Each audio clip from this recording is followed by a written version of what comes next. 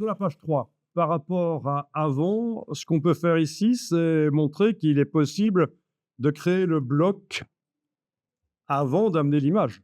C'est pas interdit. Donc, avec l'outil bloc, vous pouvez tracer un bloc et l'image va venir dedans. Ah oui, j'ai utilisé ceci qui est un bloc spécialement prévu pour les images. Mais ça fonctionnerait aussi si j'utilisais ça. Voilà, deuxième bloc. D'accord? Alors, les blocs, ils viennent parfois avec des paramètres qu'on a utilisés précédemment. Et si ça vous ennuie, très important, dans le cas d'un bloc, menu, fenêtre, style d'objet, vous pouvez réappliquer le style standard, voire même aucun style. Très important, ça va forcément vous ennuyer. Pour les blocs texte, quand vous créez un bloc texte, il arrive avec des réglages utilisés précédemment. Ça nous ennuie. On peut enlever carrément le style par menu fenêtre, style d'objet ou appliquer un bloc standard. Voilà. Ça va vous sauver la vie de savoir ça parce que sinon, vous n'allez pas comprendre pourquoi, quand vous créez un bloc texte, il vient avec 3 colonnes, alors que vous n'avez pas demandé 3 colonnes, des choses comme ça, quoi. Ah tiens, le bloc ici, il n'a pas de couleur de fond, donc quand je veux le prendre, ça marche pas. Faut que je le prenne par son bord. C'est logique, hein? Bien, donc là, les blocs sont faits à l'avance. Bloc, spécialement pour images ou même bloc normal ou même tester aussi un bloc texte. Un bloc texte qui ne contient pas encore de texte. Ah oui, parce que s'il contient du texte, vous ne pourrez pas mettre une image dedans, mais s'il ne contient pas encore de texte, ça pourrait marcher. Vous êtes bien en affichage normal pour voir tous les blocs correctement? Parce qu'en affichage aperçu, vous n'allez pas trop les voir, hein, s'ils ne sont pas sélectionnés. Affichage normal. Dans Google, j'ai tapé Page Layout Drawing. Non, c'est dans Bing, mais enfin, c'est le même principe, c'est un moteur de recherche. Qu'est-ce que vous voyez ici?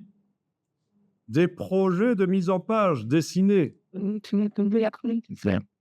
Et vous voyez, ça a été dessiné proprement. Il y en a qui sont dessinés de manière plus basique, à l'arrache, comme on dirait, oui. Celui-là, à main levée, mais bien fait. Donc, ce sont des projets de mise en page. Ça peut être intéressant, avant de faire toute une mise en page, de quand même projeter, imaginer ce que ça va contenir. Vous voyez, il y en a vraiment, il ne faut pas avoir honte, hein. L'essentiel, c'est de faire un projet. Et qu'est-ce que vous remarquez à chaque fois? L'emplacement prévu pour les images est montré avec des diagonales. C'est une convention qui vient des imprimeurs de bien avant l'infographie. Quand on fait un projet, l'emplacement des images, c'est diagonal. Pourquoi? Honnêtement, je ne sais pas. Je ne sais pas s'il y a une raison technique à ça. Je chercherai, mais c'est comme ça. Et donc, voilà pourquoi les blocs spéciaux images ont des diagonales dans InDesign.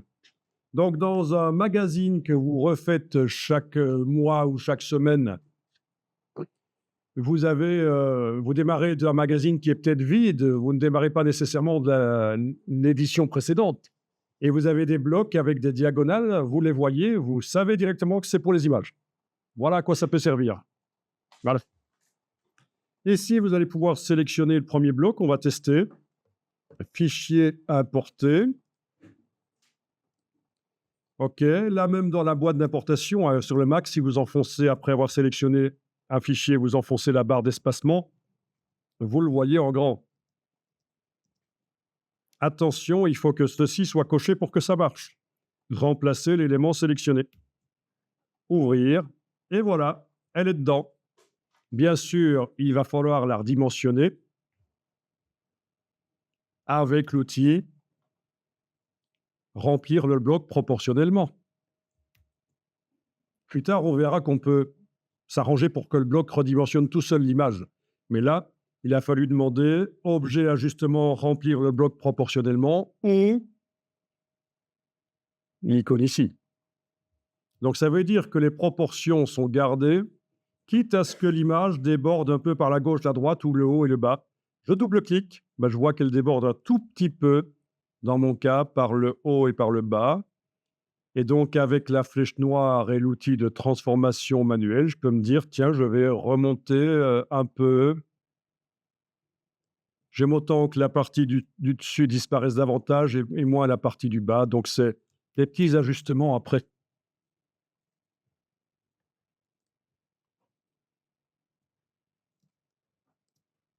Bien, on va sélectionner par son côté avec la flèche noire le bloc qu'on avait fait avec l'autre outil, qui est indéfini. C'est un bloc non défini. On ne sait pas si c'est pour une image ou pour du texte. Donc, si on survolait avec l'outil texte et qu'on cliquait, je ne vais pas cliquer ici, mais ça mettrait du texte à l'intérieur. Il serait transformé en bloc texte. Mais là, je vais juste faire importer, fichier importer et aller chercher une autre image. Voilà. Objet, ajustement, remplir le bloc proportionnellement. Je double-clique, je vois que ça déborde par la gauche et la droite. Je peux repositionner si je veux. Agrandir aussi, etc. Là, tiens, finalement, je vais le laisser comme ça. Voilà. Bon, quelque chose qui est bien sûr intéressant, et vous l'avez vu, c'est de demander que le bloc s'agrandisse par rapport à l'image. Objet, ajustement, ajuster le bloc au contenu. Et voilà. Et je bouge un peu le bloc, voilà. Ajuster le bloc au contenu. Il s'agrandit pour montrer le contenu. Entièrement. Le bloc texte en bas, qu'est-ce qui se passe si on essaye d'importer une image dedans? Ça fonctionne. Voilà. Et là aussi, je double-clique. Je vois que ça déborde par le haut et par le bas dans mon cas. Je repositionne avec la touche Shift pour déterminer qu'est-ce que je veux voir. Voilà.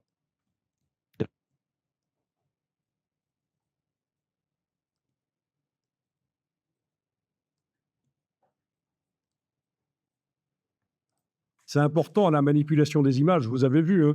C'est pour ça que ceux qui se lancent dans InDesign sans maîtriser, sans avoir testé, ils ne comprennent rien du tout et commencent à crier au scandale. InDesign bug, je n'arrive même pas à redimensionner une image dans ce logiciel. Je vous signale que les bugs en général se situent entre le dossier de la chaise et l'écran. C'est rare quand le bug se situe dans l'ordinateur.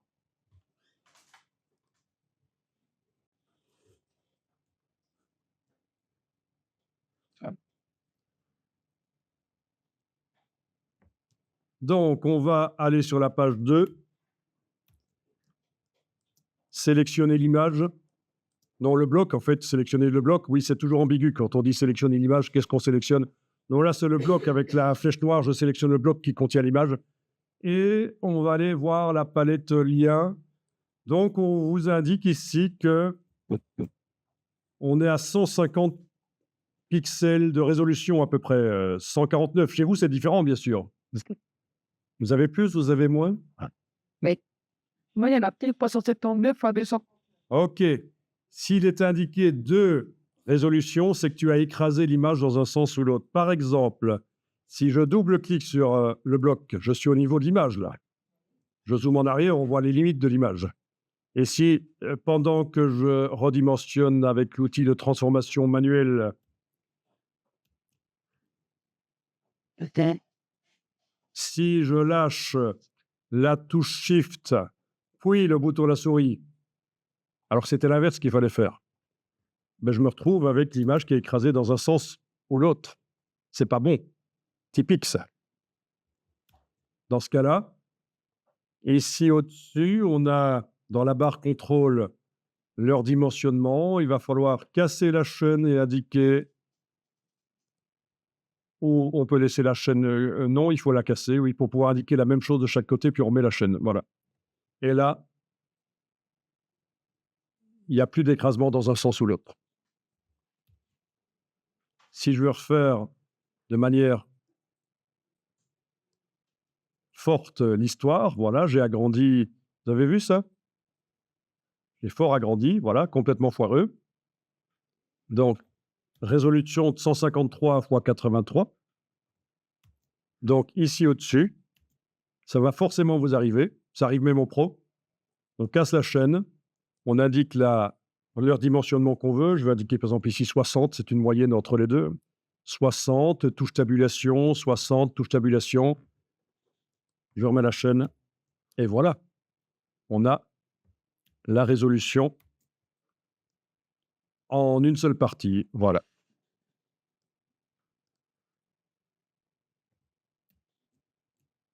Forcément, ça allait arriver à quelqu'un. Donc, Oui. ben oui, forcément. Alors, en général, il faut une résolution de 300 pixels par pouce pour imprimer. C'est ce que l'imprimeur, en général, vous dit. À moins que vous ayez de l'impression haute précision, il va vous dire 450 peut-être dans ce cas-là.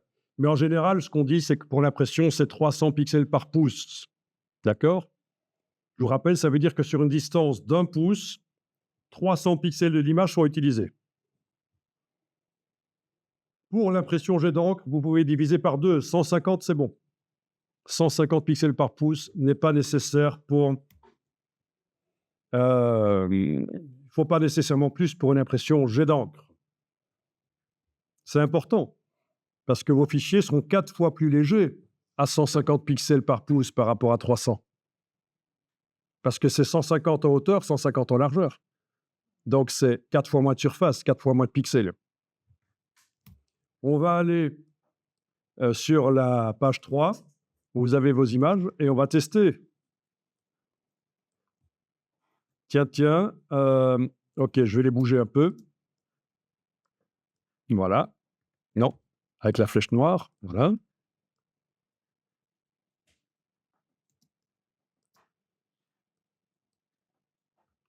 Oui, faites gaffe à ça. Si vous double-cliquez et que vous commencez à bouger l'image, vous avez bougé l'image par rapport à son bloc.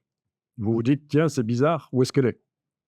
Ok, remplir le bloc proportionnellement va aider. Donc ça, c'est typique. Quand on double-clique et qu'on bouge complètement en dehors, l'image est à 3 km de son bloc et ça ne va pas. Alors, qu'est-ce que ça dit ici? Voilà. Dans mon cas, ça, c'est ce qui est pré-réglé dans Photoshop et ça, c'est ce qui est dans InDesign 595. Est-ce que vous voyez? Faites un test. Prenez l'outil de transformation manuelle. Bougez, modifiez la dimension de l'image en enfonçant la touche Shift. Qu'est-ce qui va se passer au niveau de la palette lien quand vous faites ça?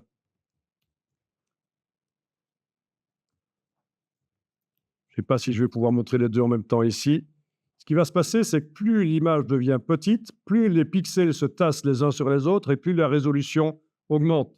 Mais forcément, vous êtes avec une image qui a ce nombre de pixels-là, indiqué ici. Si vous la faites petite, les pixels se tassent, la résolution augmente, les pixels par pouce. Au contraire, si vous l'agrandissez, les pixels s'éloignent les uns des autres et à un certain moment, l'image sera trop grande dans la mise en page pour être imprimée correctement chez un imprimeur à 300 pixels par pouce. Je suis à 256 là. Je vais encore augmenter la dimension de l'image. Je suis à 193. J'augmente encore. Ah, si je veux montrer ça, pleine page, par exemple. Voilà.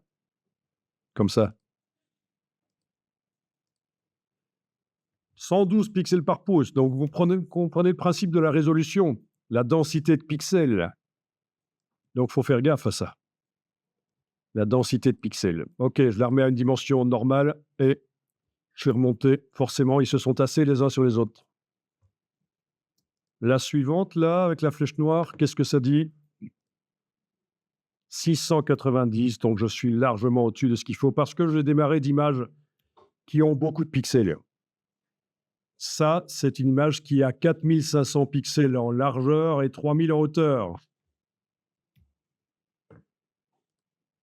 Si je prends mon petit outil de capitaliste et que je fais, combien on avait dit? Parce que j'ai une mémoire de poisson rouge, 4500 sur 3000, j'ai arrondi.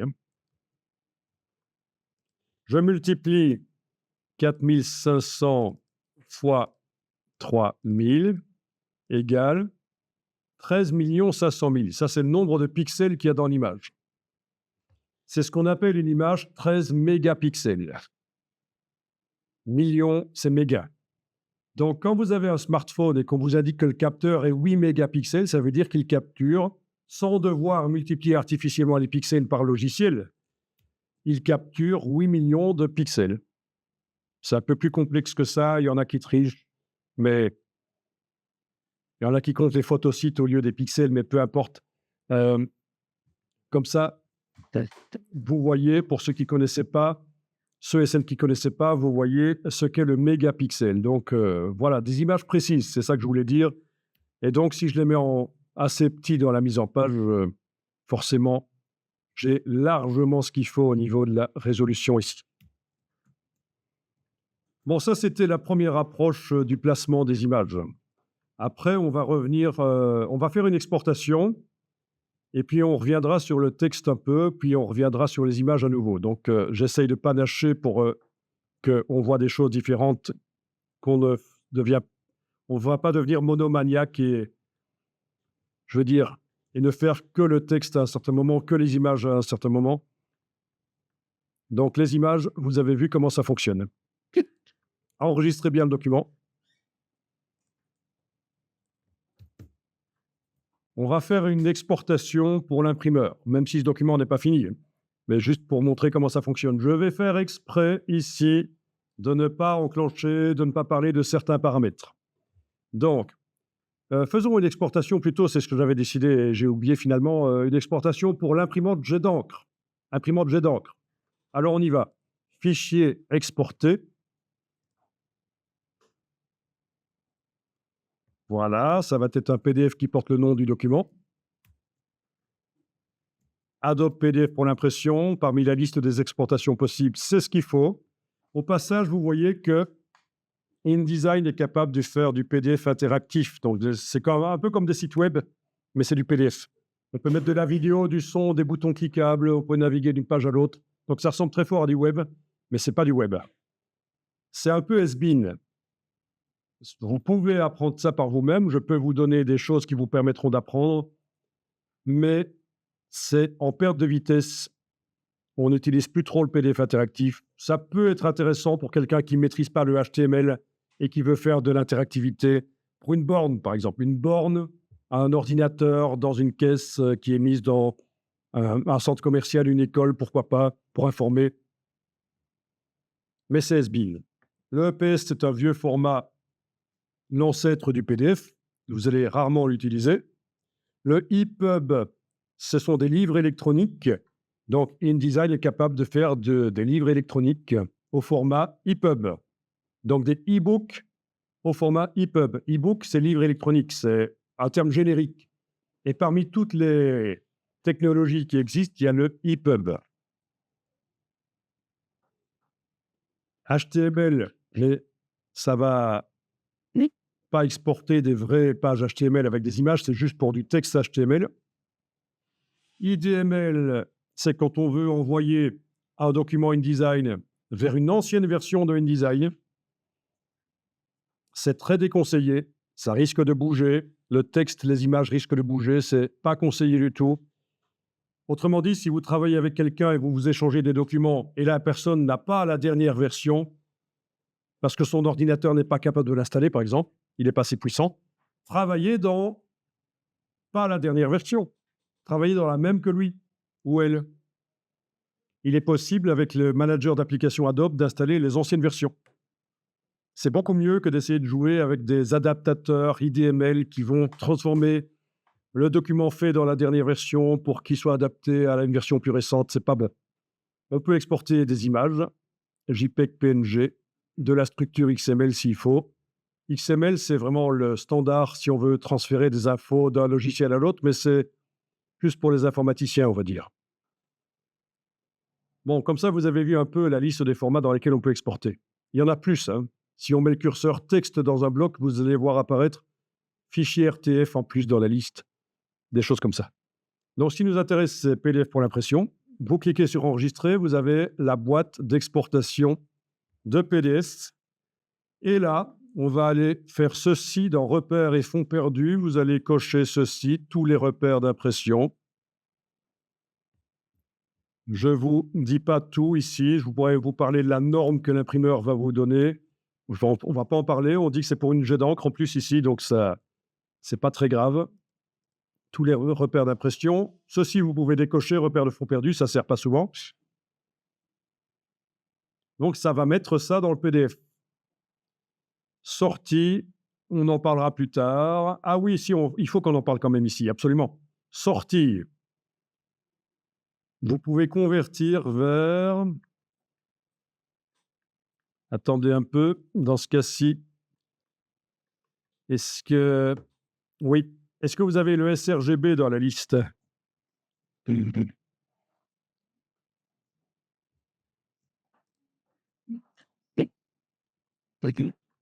Vous n'avez pas le sRGB? Ah, mais il est peut-être au-dessus. Ici, espace de travail sRGB. Vous l'avez? Alors, ça, c'est l'astuce. Pour une imprimante jet d'encre, n'envoyez pas des documents CMJN, à moins que vous ayez une bonne raison de le faire. Quand on veut faire une simulation d'un offset sur imprimante jet d'encre, oui. Mais voilà, à envoyer des documents PDF, des documents RVB ou des images RVB que vous imprimez directement vers l'imprimante jet d'encre. C'est beaucoup mieux, c'est ce qu'on fait ici. Espace de travail, convertir vers la destination, espace de travail SRVB. Et en interne, l'imprimante va transformer votre RVB en CMJN, son CMJN à elle. Elle est beaucoup plus performante que l'imprimeur, les encres de l'imprimeur. Donc, c'est ce qu'il faut faire. Si vous envoyez du CMJN, genre faux gras, etc., à l'imprimante jet d'encre, vous passez à côté de plein de couleurs qu'elle peut malgré tout imprimer. Voilà l'intérêt de faire des documents RVB. On en parlait tout à l'heure. Pour les imprimantes jet d'encre. OK, repères et fonds perdus, sortie, compression, on en parlera plus tard. Ah oui, compression, on peut en parler maintenant malgré tout. Vous avez quoi? Ne pas sous-échantillonner qui est indiqué ici?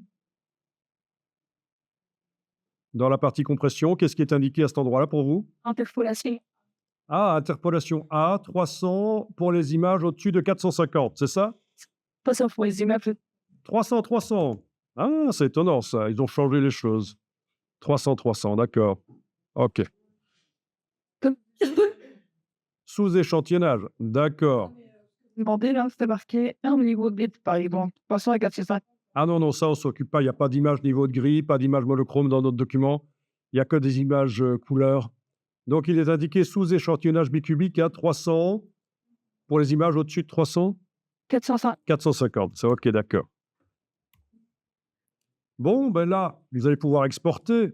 Ah oui, il y a encore un truc qu'on pourrait faire dans le panneau général ici. Si vous cochez afficher le PDF après exportation, vous allez le voir s'ouvrir tout seul. Donc, je clique sur exporter. Il me dit qu'il y a un problème, il y a du texte qui sort d'un bloc sur la page 1. Je dis OK, je sais, je suis au courant. Et voilà. Et alors, avec un peu de chance, ça s'est ouvert dans Acrobat. Ça s'est ouvert dans quoi chez vous? C'est 100 Aperçu? Ceux chez qui ça s'est ouvert dans Aperçu, vous allez naviguer jusqu'à votre dossier, jusqu'au PDF et demander clic droit, ouvrir avec Acrobat, qui est dans la liste là quelque part.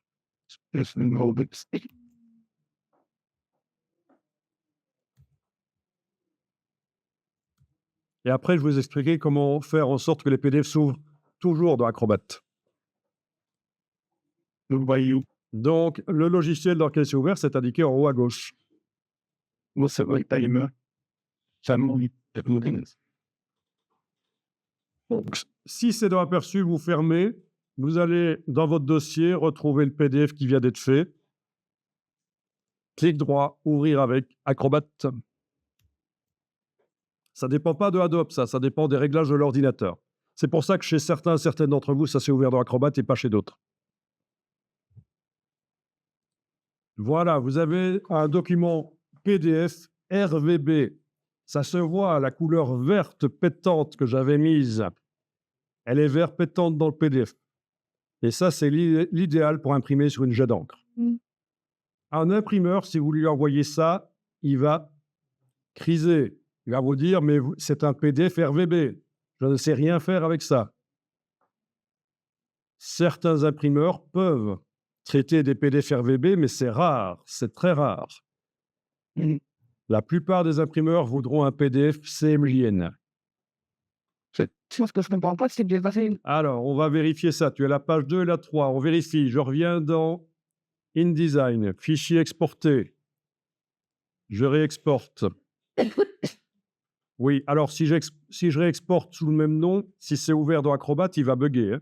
Donc là, je vais peut-être... Ah, mais c'est parce que dans enregistré, moi, je suis dedans un intro de mon site, peut-être que c'était un point de loin, mais ça n'a rien à voir avec Ah, non, ça n'a rien à voir avec le nom de l'enregistrement. C'est peut-être que dans Général ici, est-ce que tu as Plonge qui est enclenché?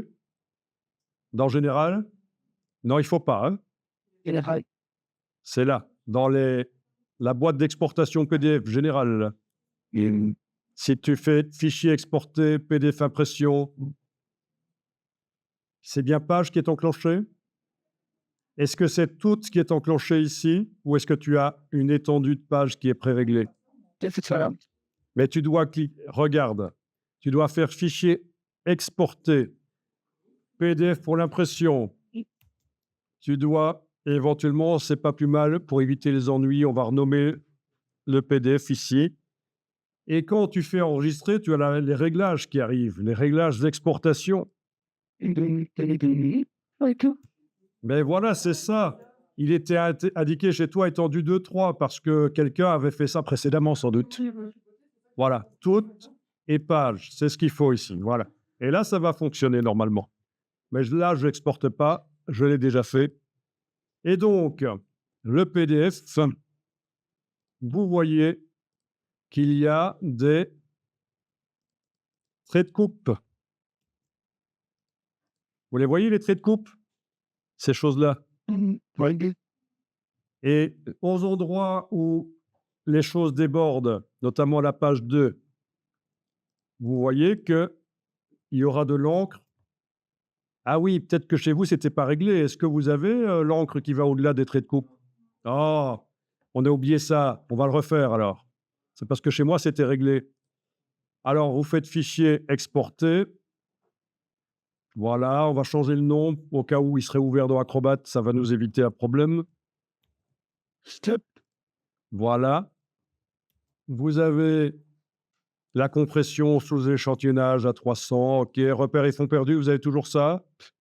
Et ce qu'on a oublié, c'est ici, dans fonds perdus et ligne bloc, vous devez indiquer 3 mm ici, à fond perdu. 3 mm de chaque côté. Voilà. Et vous, c'est 0 chez vous. Non, moi, c'est des fois. Et donc, tu as l'encre qui va au-delà des traits de coupe. C'est le pour tous. Voilà. Donc, il suffit de refaire la même chose. Donc, sortie, conversion vers sRGB. Repères et fonds perdus, on a tout ça qui est coché. Compression, on a ça. Mais surtout, la nouveauté ici, c'est dans repères et fonds perdus, 3 mm de fonds perdus. Voilà. En général, c'est ce qu'on fait. Pour des très grands documents, avec des techniques d'impression foireuses, on peut mettre 10 mm parfois, mais généralement 3 mm, ça suffit.